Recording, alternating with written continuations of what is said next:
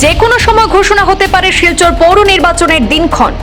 কংগ্রেসকে কয়েক ধাপ পেছনে ফেলে শিলচর পৌর নির্বাচনের ব্যাপক তোড়জোড় কাছাড় জেলা বিজেপির। শিলচর পৌর নিগম নির্বাচনকে সামনে রেখে বিজেপির ইশতেহার কমিটি গঠন। সাংসদ কনাদ পুরকায়স্থকে চেয়ারম্যানের দায়িত্ব প্রদান করে গঠন করা হয়েছে ৮ সদস্যের একটি কমিটি।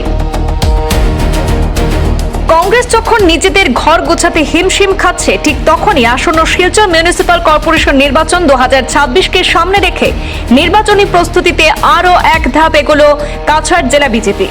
ইতিমধ্যে দলীয় সিদ্ধান্ত অনুযায়ী রাজ্যসভা সাংসদ কনাদ পুরকায়স্থকে চেয়ারম্যান করে গঠন করা হয়েছে নির্বাচনী ইশতেহার কমিটি। বিজেপির কাছাড় জেলা কমিটির পক্ষ থেকে প্রকাশিত নির্দেশিকা অনুযায়ী এই কমিটিতে মোট ৮ জনকে দায়িত্ব দেওয়া হয়েছে। কমিটির চেয়ারম্যান হিসেবে দায়িত্ব দেওয়া হয়েছে কনাদ পুরকায়স্থকে।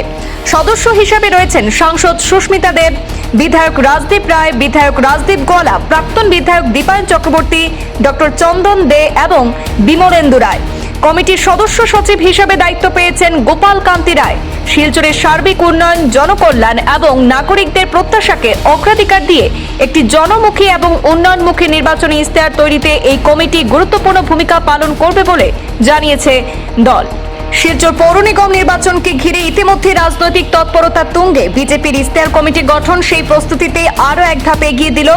এখন কংগ্রেস সহ অন্যান্য রাজনৈতিক দল কিভাবে পাল্টা কৌশল সাজায় আর শিলচরের ভোটারদের মন জয়ে কারা বাজিমাত করে, সেদিকেই নজর রাজনৈতিক মহলের। ব্যুরো রিপোর্ট, পূর্বাঞ্চল প্রতিদিন।